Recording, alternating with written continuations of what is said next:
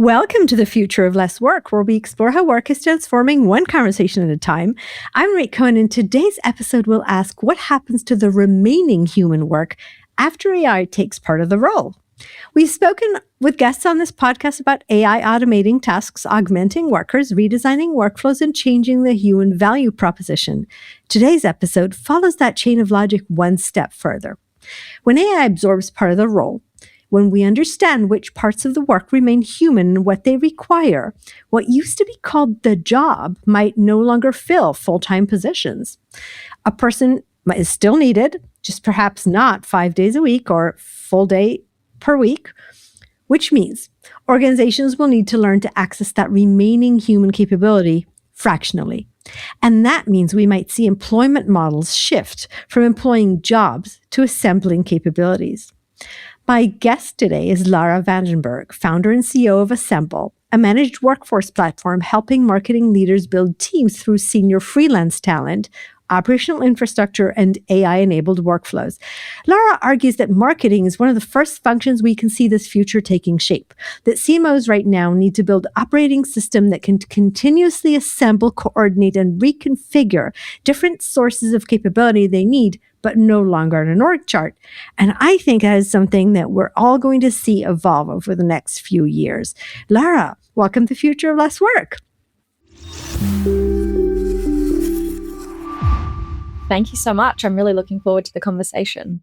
I am very curious. So let's start there. What does it mean to redesign an organization around variable capability? Oh, starting strong. It's a great question. I think that the way that marketing work has worked for a long time is that, and to your point in the opening, why marketing specifically is so nuanced is large enterprises have had these very robust marketing teams that have predominantly been full-time for a long time. And then the core relationship that they've had with anything to do with external work has been done by a very large agency. And that might be an advertising agency or a creative agency or a communications agency or a digital agency.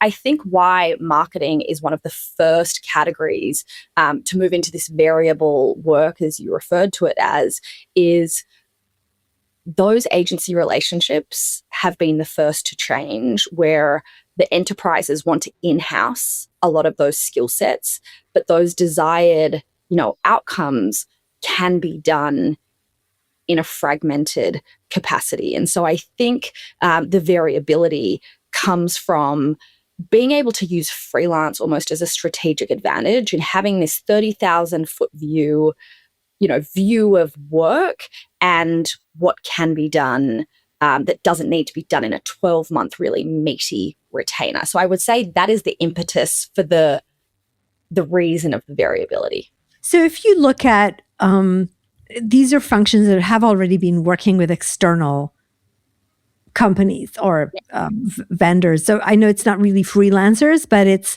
services. Exactly. And they've kept portions of the work in-house for a reason. So they haven't outsourced the whole thing. What is it that enables them to release those portions to non-internal employees and headcount? How does that change because of the fractionalization of the work? Well, it's a really good question. So I think one of the reasons that again, when we're talking about marketing and creative specifically, why there have been those external relationships is there is so much power in diversity of thought. And you don't want with a full-time team, you want people who have that legacy and institutional knowledge that understand kind of how the world works in a Fortune 1000 company. Why you want the best external creatives is you want that, as I mentioned, diversity. You want additional context. You don't want to be in an echo chamber of kind of the sameness, because then creative and ads, you're not reinventing the wheel. So I do think brands have been really excellent at leaning on that external relationship. And I think as people are, in-housing but still keeping it fractional, it mirrors the same thought that it is still the diversity of thought from someone who hasn't been at a brand for 25 years. So that part I get. What I think I'm still struggling to understand, I think this is where we've seen companies hit a wall in terms of their ability to tap the independent people market out there, right? Is because there's this idea that there's the outsourcing and then there's my people. My people are committed to me. I trust them. There's long-term relationships there. And when you're suggesting that as they take portions of that work that's been done in the company and hand it over to AI, that they're going to see portions of jobs, and that instead of lumping them together in new ways to still be an org chart, they can actually put them out there again in terms of fractionalized external resources. So how do they retain what they're still worried about, which is the commitment, the long-term relationship, the institutional knowledge?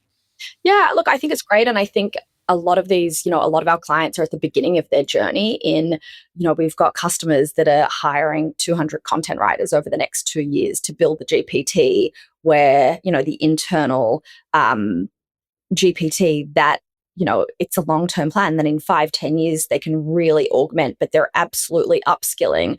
I think as well, people are really in this exploratory phase. But what's interesting is back to kind of the fractional piece. A lot of the time, and why people are only starting to get good at this now, is freelance was always thought as a stopgap. And it was an afterthought. And it was, someone's going on a parental leave, let's fill that role. Or, so I think what's happened is, as chief marketing officers in particular are going line item by line item in understanding, with a lot of their agency relationships, what don't we need from this billable, and a lot of these companies are spending billions of dollars on these retainers. They're understanding, okay, great, what is the system that we have in place? What can technology replace? Or even taking a step back, what is the work that needs to be done? And then what is the best partner? Is it an agency? Is it a freelancer? Is it agentic? And so we're seeing these teams build these full transformation teams to, to figure out what is the best system and what is the best outcome for the work. So I don't have a great answer to your question, but what I do know is people are all of a sudden using freelance not as a stopgap, but as a strategic, lever. And they are at the beginning of this exploratory phase as to what tech can do better than a human, and then where the human's capacity is still really critical.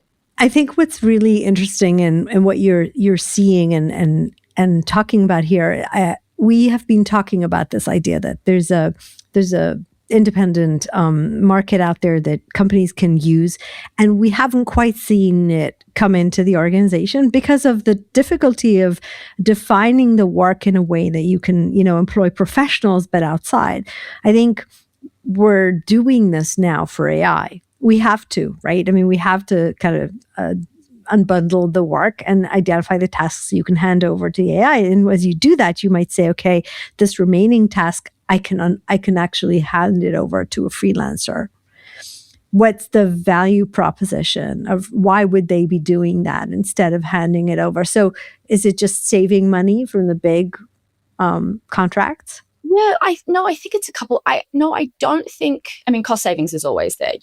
Right now, boards are putting so much pressure on the C-suite to say, where can we save money? Where can we be more efficient? But we're still seeing a lot of our customers hiring full-time roles. I think the expectation is just they are so much more efficient. So rather than, yes, there's doomsday headlines every day about layoffs, but I still think that is, people are undoing the overhiring from COVID still 6 years later. And so one of the things that I think is the expectation is just on a human to become so much more efficient with the tools that they have. So, even, my small company, we're 20 people, it has made everyone so much more efficient. So yes, of course, cost savings is there, but I think it's the ability to take on more. I think it's agility and efficiency. So you have this almost transactional level of a perspective on the org change, if you're looking at the capabilities that companies are buying today that they didn't buy, I don't know, a couple of years ago, Yeah. what are they? So it's very interesting and it's very sector dependent. So, I mean, one of the really obvious ones, so the business is 6 years old. When we started, we never saw any roles around media. So media buying, media planning, media strategy. And now we see quite a lot of it because it's been one of the first segments where technology can do part of the work, but not all of the work. We work with a lot of really big, meaty B2B customers.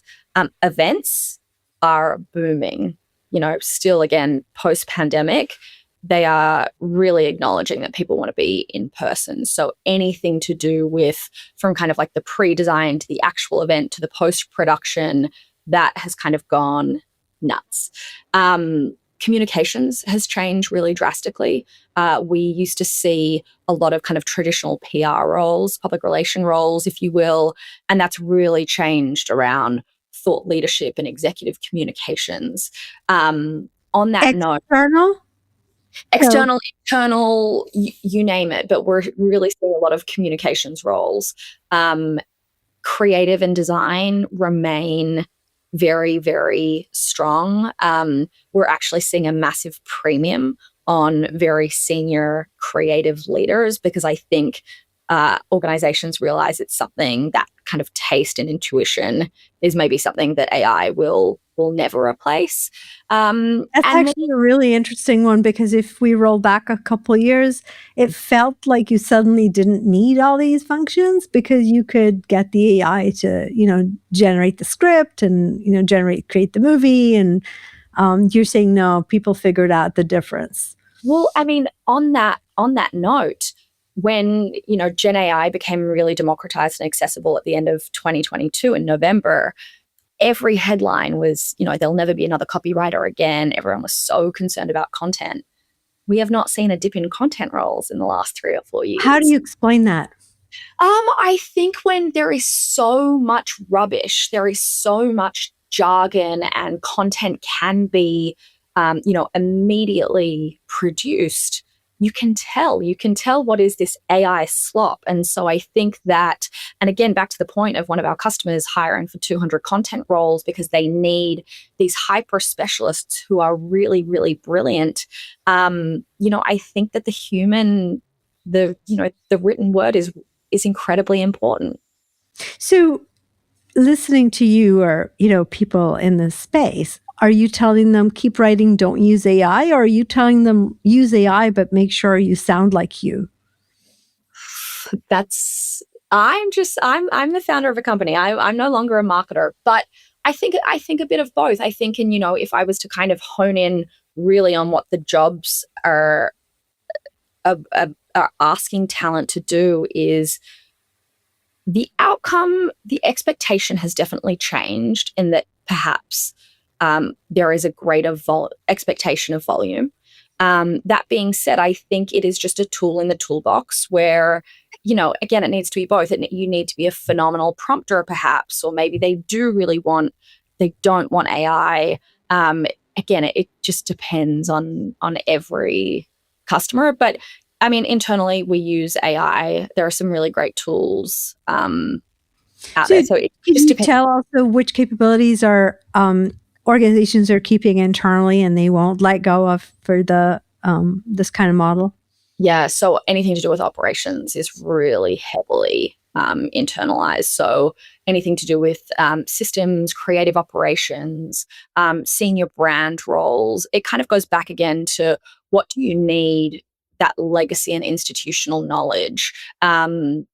Performance marketers, we see, in-housed a lot, very senior communications roles.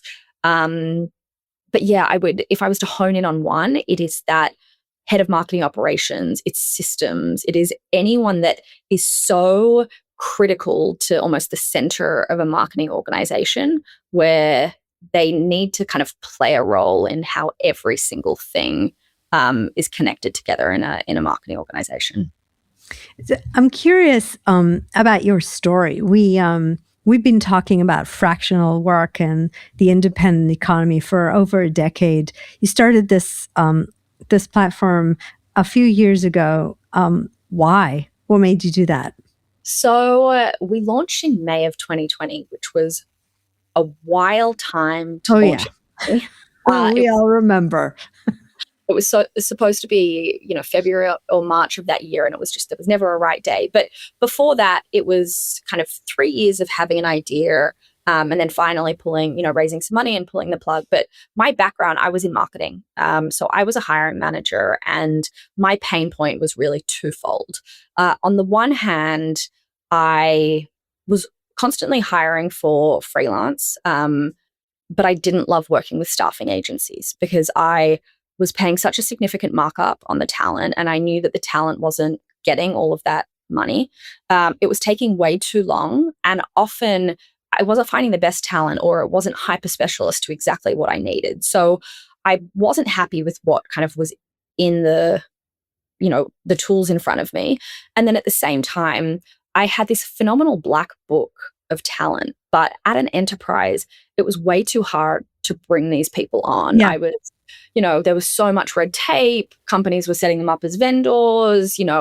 In some instances, we were sending them to our agencies and they were marking them up 2.5x just to be able to use them. So there was just no transparency and no efficiency. So that was my pain point. And so I built the company. My first hire was a phenomenal CTO who, I paid for a long time before I paid myself. And we built our first kind of MVP was a marketplace of really connecting companies with, at the time, it was just 1099 workers. So very project based. And then over the last 6 years, we've built a lot of software around it that has allowed much larger enterprises to, we call it operationalizing anything to do with their contingent workforce. So how did you, I think that's what I'm trying to get at. How did you break that barrier? Because platforms to find 1099ers, right, have been around for a while. Corporations have not been able to use them, and we go with all these roundabout ways that cost us a lot of money. What is it that's enabling the company now to say, okay, I can get your people in? Yeah. So we have kind of three parts of the business. So the first part that we built was the marketplace, and the marketplace now has 50,000, we call them vetted, everyone's vetted to the platform marketers. The second piece we built out about 4 years ago is called this freelance management solution. So that is what enables to bring your own talent. And then the last is an employer of record. And so that's probably the piece to answer your question, that we act as this employer of record or vendor of record to these, up from the Fortune 10 all the way up to, the Fortune 1000, where we are this single vendor that allows you to, whether it's onboard your known candidates in 30 seconds or, and kind of back to this concept of hyper specialization, we build these benches because you don't need to post a project to 50,000 people. You need 10 of the best copywriters in pharma. And so that's kind of the how we do it. Do you think organizations have figured out how to connect these people? I don't know if onboard quite is the right way, but in terms of accountability, loyalty, the feeling that they are part of a bigger team or purpose or mission? Some organizations do it incredibly well, and some do not. I think that, and look, we define freelance as it could be an hour or it could be 5 years. Sometimes there's a vast need of, do you need a deck designer for an hour, or is this really trying to get someone off the P&L, but you want to treat them with an email address and laptops and they're in an office 5 days a week? And so I'd say it's a 50-50 answer, that some organizations really kind of bring them in, but then it kind of goes to the talent's perspective as well. Some of these talent, they don't want to be, they're freelancing because they don't want to be part of an organization. So at Assemble, it's about 70% W2 and 30% 1099. One of the things we do is we classify the worker. And so it really depends on the skill set, the organization, the duration. It's a really nuanced answer. Okay, so what's really interesting though is you took me there to the employee level, right? So I'm an employee. I'm here because I want to get the autonomy of being a freelancer, or I'm here because I'm between jobs, or I need to supplement my income, or I can't find a job. All of the above. We don't take on anyone to the platform that has a job. So that supplementing of income is not what we do. We really pride ourselves on these are true freelancers. We have all of the data on the platform. If someone is open to that temp to perm, because sometimes someone wanted to be a contractor, but it is such a phenomenal relationship that they want to work full time. So that's fine. But yes, it is. Most of these people are career freelancers, contractors. We use the words interchangeably. Yes, a lot of it is people need a landing space when they've been laid off to find, similar work. But I would say most of it is these people love being contractors and they love the diversity of customers. That being said, as we look at the platform, about 9 months at 40 hours a week is our average engagement, just so you can kind of understand what average looks like to us. Okay, that's fairly significant. What about experience perspective? So one of the questions that's interesting in these models is, how do people, if they're coming up from more junior levels, how do they gain experience, and can you build the depth of perspective that you need if you work this way, in your opinion? So experience level. So on the platform, 5 to 15 years of experience is average. If I was to hone in on that, it's 7 to 12 years are the people that get rehired over and over and over again. The reason that is, a lot of our customers want to find talent that is junior enough to execute, but senior enough to be independent. We don't do entry-level talent. We start at about 2 or 3 years of experience. We say that because you need a portfolio. We define ourselves as premium talent. And so it's hard to have no experience. I think the interesting question these days is, how are you going to find that talent 5 years down the road, when early career talent doesn't have the jobs they used to, or doesn't do the kind of work they used to? No, and I would be curious to hear what you think, because it's still something that we're trying to figure out as well. The one thing I will say is, we're still seeing a lot of, outside of Assemble, we're still seeing a lot of our customers hiring grads. I would argue and so I am less worried about kind of what the future looks like, because people will always hire grads. They will always be needed. I think the concern is that middle of, really, it's employees that have been at the same job since they graduated for 15 years, and they've been promoted every 2 years, and they're pretty good, but can technology replace what they're doing with potentially someone that's younger than them? So I'm much more concerned about the middle than I am grads. Yeah, it's interesting. I mean, all of the above are questions these days, because we had a path to grow. And if organizations start outsourcing portions of that path, they're not building the internal career pathways that they used to internally. Because even if they hire the grads, and you're describing a situation where they actually go hire freelancers for the 7, give or take a couple of years experience, well, somebody internally hits that level, they're going to hit that work that got outsourced.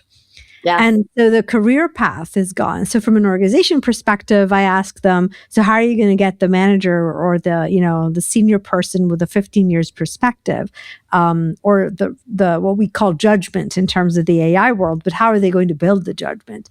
No, I agree with you. And I think so much of my early career was learning from that cross-developmental departments, where it was that true water cooler chat that is so hard to replicate. And I don't know, maybe that's one of the places where technology will shine, in figuring out how to upskill and educate. But I do think that tenacity and those human relationships, and that, I think that's going to be something that's going to be really hard to. Which was actually going to be my other question, right? Because it's not just about the professional depth, right? It's also the working within the organization, the ability to develop that sense of how to work with people and what matters and what doesn't, and maybe who matters and who matters less. And when people are moving around between organizations and they're coming in for an assignment, I'm not sure we teach them the nuances of that relationship. Yeah, absolutely. I think the nuances of the relationship are an issue. But I think back to my point earlier about customers are finally using freelance as a strategic advantage. And what I mean by that is our customers have these benches of people that they've used before.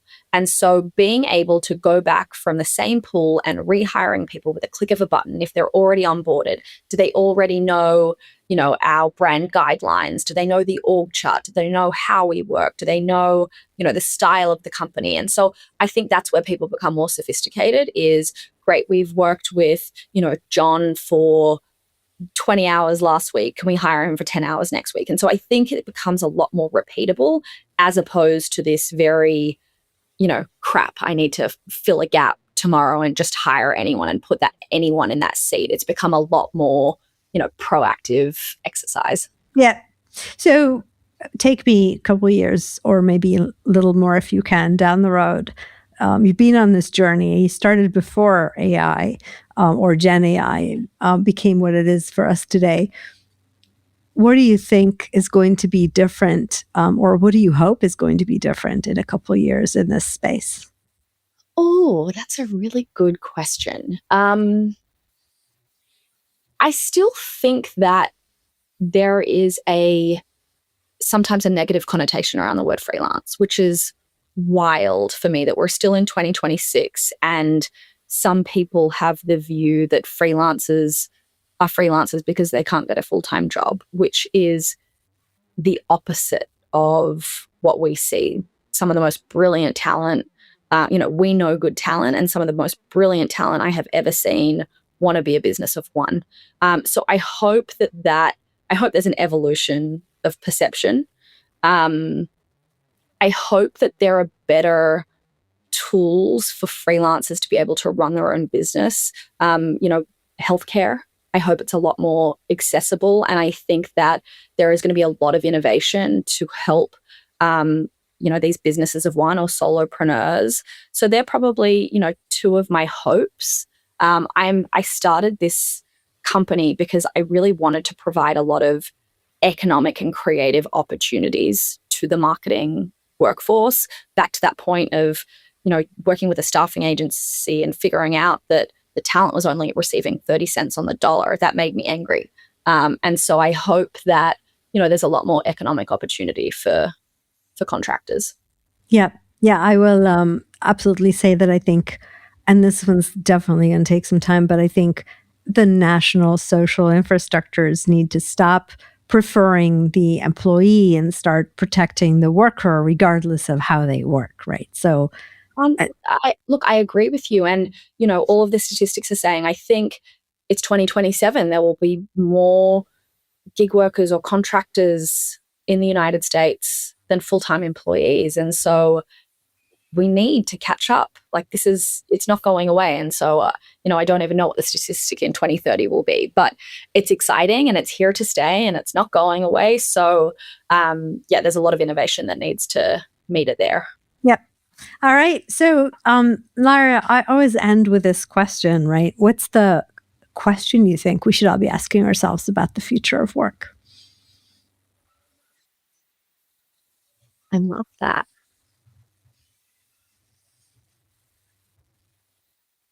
I think I hate the concept of work-life balance because I think that it doesn't exist. I think it is so melded. But the question I would ask is, how do we authentically exist in this future of work in blending both personal and professional, when you can live anywhere, you can work anywhere, you can work for anyone. And so, what does that look like? Yep. Thank you for that. I called this podcast The Future of Less Work, not because of the dystopian version, frankly, but because I think it's time we did less of what doesn't matter and more of what does, which totally goes there. Thank you, Lara, for joining me today. Thank you so much. This was wonderful. Thank you. For more about Lara Vandenberg and Assemble, check out the links in the episode description. If you've enjoyed The Future of Less Work, follow us wherever you take your podcasts. And remember, your best people do not work because they have to. They do not work because you tell them to. They do not work because you measure them. They work because they want to. Because by working for you, you're doing what's important for them in life. Till next time.